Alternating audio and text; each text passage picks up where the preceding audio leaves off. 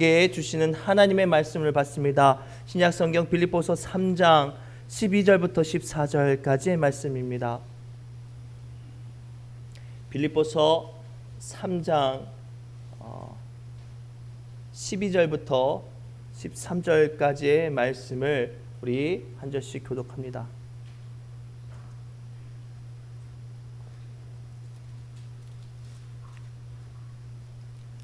제가 먼저 읽겠습니다. 내가 이미 얻었다 함도 아니요 온전히 이루었다 함도 아니라 오직 내가 그리스도 예수께 잡힌 바 된 그것을 잡으려고 달려가노라.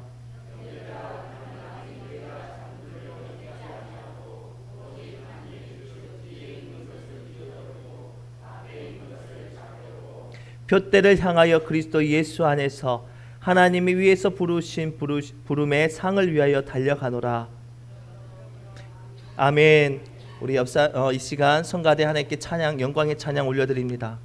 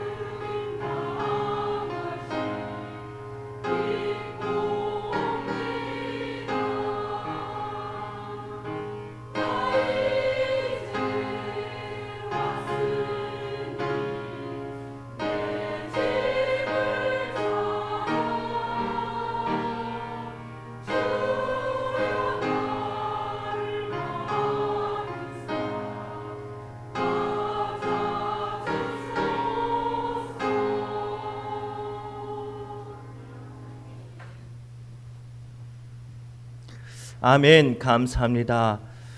우리 오늘 옆 사람이 이렇게 축복할까요? 하나님이 주신 목적이 가득하시기를 바랍니다 라고 축복합시다.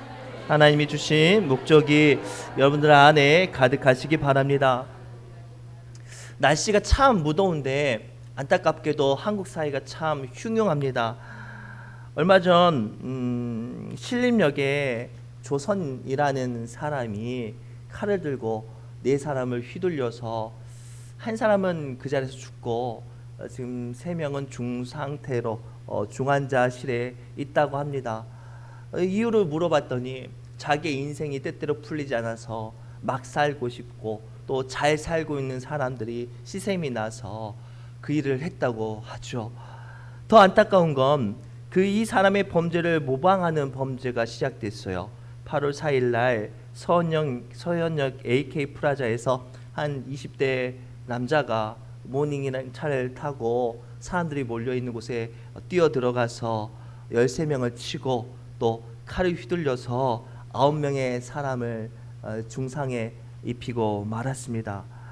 점점점 더 안타까운 일들은 이러한 모방 범죄가 급속도로 번져나가서 인터넷에 내가 언제 무슨 일을 하겠다 이렇게 협박하는 글들이 올라오고, 이것들이 젊은 사람들이나 꿈이 없는 사람들, 또 제대로 어떤 생각을 하지 못하는 사람들에게 번져나가서 사회와 질서를 어지럽히고 있어요. 이러한 상황 가운데 우리 믿음의 사람들은 어떻게 이 시대를 살아가고 또 그들의 삶 가운데서 또 복음으로써 우리의 삶을 지킬 수 있을까요? 오늘 말씀 통해서 그 영적인 비밀을 발견하시기 바랍니다. 오늘 말씀 통해서 우리에게 주신 첫 번째 화두는 이거예요. 우리 믿음의 사람들은 끝이라고 생각되어지는 순간에도 믿음의 목적을 가져야 하는 줄 믿습니다. 우리 12절 말씀입니다. 시작. 내가 이미 얻었다 함도 아니요 온전히 이루었다 함도 아니라 오직 내가 그리스도 예수께 잡힌 바 된 그것을 잡으려고 달려가노라. 아멘. 오늘 본문의 말씀의 배경은 사도 바울이 옥중에 갇혀 있을 때 자기가 세운 빌립보 교회 성도들에게 쓴 편지예요. 그런데 이 빌립보서를 쭉 보면 내가 감옥에 갇혀서 지금 사형 선고를 받았으니까 내 인생이 끝났어 라고 절망하는 구절은 단 한 구절도 없어요. 내가 이곳에서도 주의 일들을 감당하고 더 나아가 나와 같이 매여 있진 않지만 세상에 있는 너희들을 위해서 염려하고 중보하고 기도한다고 말하고 있죠. 어느 것 하나 이 사도 바울의 말과 모든 서신을 보면 절망하고 두려워하는 것이 하나도 없어요. 생각해 보세요. 사형 선고를 받았어요. 끝이라고 생각하고 소망이 없다고 생각하고 그 인생을 마음껏 살아도 될 법도 한데 사도 바울은 마지막 순간까지 그 믿음을 포기하지 않고 있습니다. 왜죠? 사도 바울은 자신의 삶을 주님께서 주시는 분명한 목적을 가지고 살아가고 있었기 때문이에요.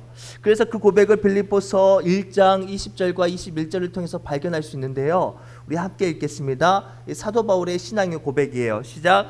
나의 간절한 기대와 소망을 따라 아무 일에든지 부끄러워하지 아니하고 지금도 전과 같이 온전히 담대하여 살든지 죽든지 내 몸에서 그리스도가 존귀하게 되게 하려 하나니 이는 내게 사는 것이 그리스도이니 죽는 것도 유익함이라. 아멘. 사도 바울이 지금 뭐라고 고백하고 있어요? 내가 지금 내 욕심으로 살고 있는 것이 아니라 내 안에 역사하시는 하나님의 은혜로 살고 있기 때문에 살든지 죽든지 그것이 크게 내게 중요하지 않다고 말하고 있어요. 마찬가지로 이 사도 바울의 고백이 이 시대에 살아가는 우리에게 또 소망이 없이 살아가는 세상 사람들에게 우리가 들려지도록 해야 해요. 세상 사람들은 믿음의 목적이 없고 소망이 없으니 그 인생을 막 사는 거예요. 심지어는 자기의 인생이 무너졌다고 해서 남의 인생도 무너뜨리려고 하는 것이 세상의 모습이라면 우리는 그럴수록 더욱더 분명한 약속과 소망을 가지고 살아야 내 인생이 힘들고 악한 것들이 나를 공격할지라도 우리는 흔들리지 않고 이길 수 있는 힘이 시작되는 줄 믿습니다.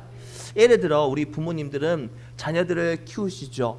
이 자녀들을 양육할 때 우리의 부모들이 몸이 아프거나 지치거나 곤비한 순간에 자녀들의 문제가 겹치면 어때요? 아무리 내 몸이 힘들고 어려워도 자녀의 문제를 해결하기 위해서 내 몸이 쓰러질지언정 그 자리에 일어나서 자녀의 연약한 것을 돌아보고 그 눈물과 그 아픈 것들을 해결해 주고 나서 죽어도 그 자리에 죽지 않습니까? 왜죠? 부모의 평생의 소망이 목적이 거기에 있기 때문이에요. 이처럼 인간은 무엇인가 위해서 살고 무엇인가를 위해서 죽어야 하는 존재입니다. 그리고 그것이 없으면 그의 인생이 무너지기 때문에 수렁과 나락으로 빠져줄 수밖에 없어요. 그리고 오늘 우리는 세상을 살아갈 때 분명한 확신과 소망과 목적을 가지고 살아야 해요. 참 안타까운 건 요즘 젊은 아이들, 어린 아이들을 꿈이 뭐냐고 물어보면 꿈이 없다고 말을 해요. 꿈이 없으니까 삶에 욕심도 없고요, 소망도 없고요, 정열이 없어요. 그래서 하루하루 그냥 살아요. 하루하루 게임하며 하루하루 덧없이 살죠. 지켜보는 부모의 마음이 어때요? 애간장이 녹죠. 그런데 놀랍게도 그 아이의 마음에, 꿈이 없던 마음에 소망과 목적이 새겨지면 어때요? 얼마나 달라진지 몰라요. 제가 지난 주간에 중고등부 아이들을 데리고 가서 2박 3일 동안 서울의 남양주의 되게 그 파이디온이라고 교육을 제대로 하는 단체에 갔어요. 처음에 갔을 때 애들이 왜 있잖아요, 도살장에 끌려가는 돼지처럼 막 끌려가기도 하고 막연한 기대로 막 제대로 알지도 못하고 갔단 말이에요. 그런데 첫날이 지나고 둘째 날이 지나고 이 아이들이 달라졌어요. 이전까지만 해도 내가 가자 앉으라 하면 앉았던 아이들이 다른 친구들이 따라서 찬양하며 함께 찬양하고 무릎 꿇고 기도하면 뭔지도 모르고 무릎 꿇고 기도하기도 하고 그랬단 말이에요. 왜요? 이 목적을 가지고 기도하고 찬양하는 아이들의 모습을 보고 자기들도 목적을 가지려고 그들의 모습이 달라지는 거예요.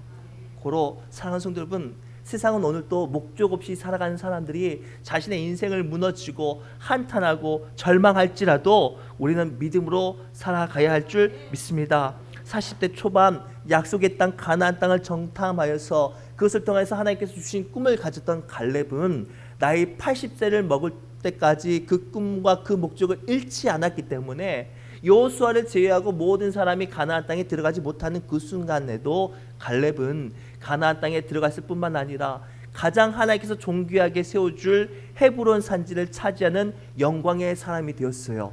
무엇 때문에?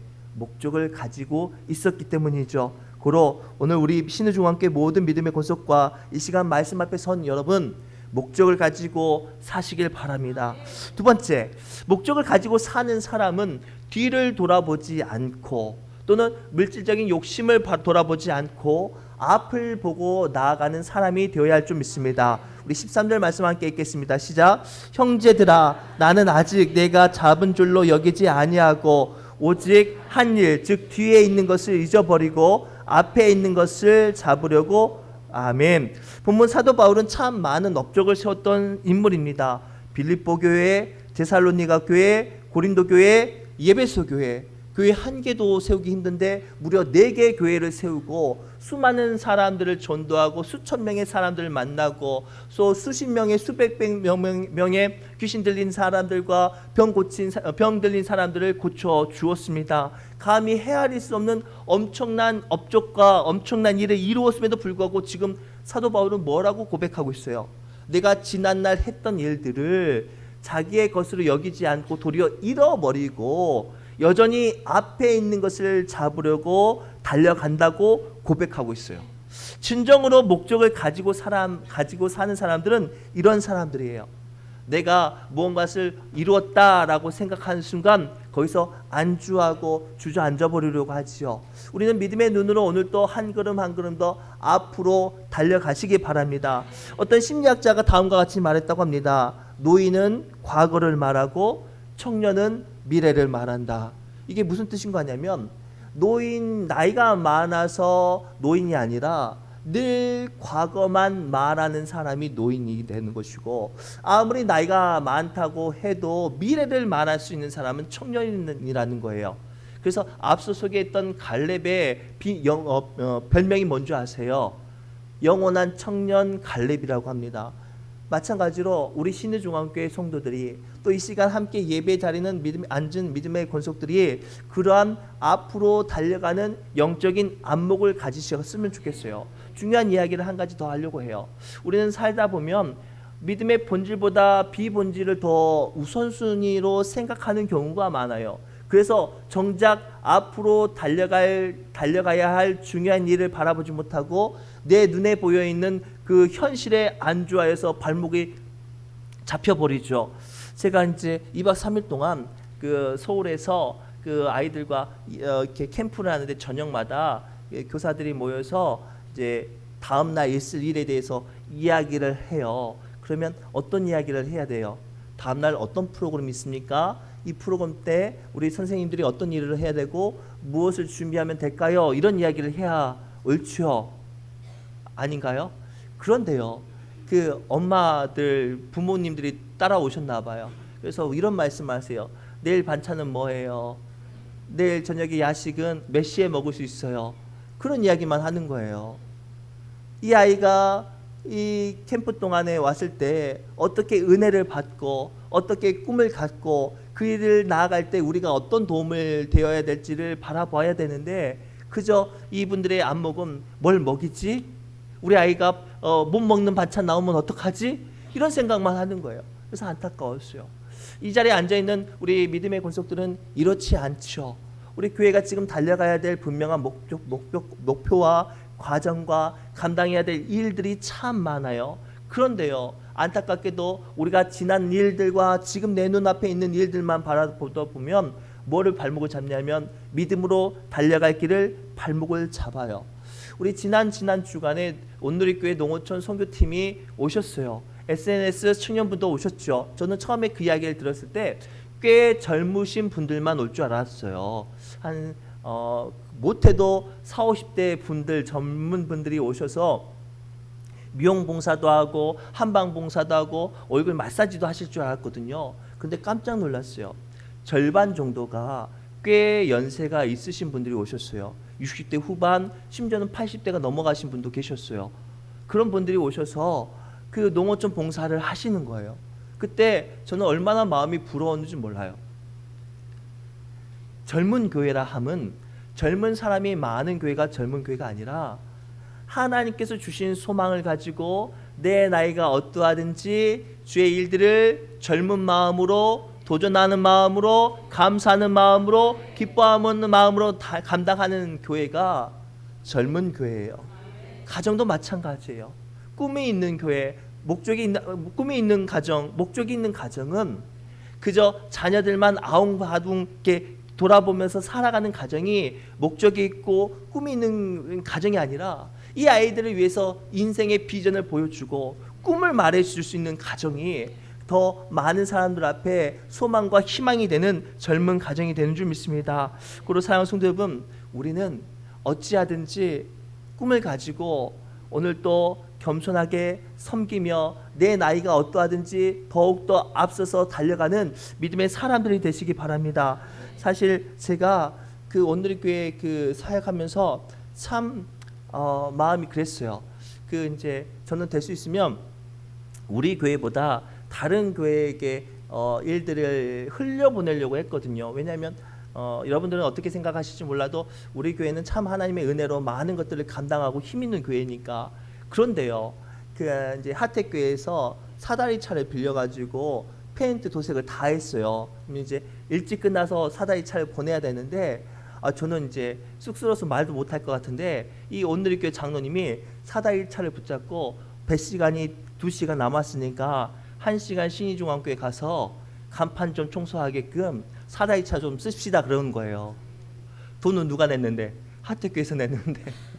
그래가지고 이분들이 사다리 차를 이렇게 끌고 와서 우리 교회 간판을 구석구석 다 닦았어요. 물을 뿌려가지고. 한 분은 자기가 물을 뿌리다가 그 물이 자기한테 튀어가지고 온 몸이 쫄딱 젖었는데도 불구하고 막 닦는 거예요. 그 와중에 제가 옆에 창문도 먼지가 있어야 하니까 아무 말 안 하고 사다리 차를 옮겨왔어요. 그것까지 다 하고 가시더라고요. 그래서 제가 하나님, 우리 교회도 이렇게 열정과 열심이 많은데 더 열심히 많고 보이지 않는 것도 볼 수 있는 안목을 주세요라고 기도했어요.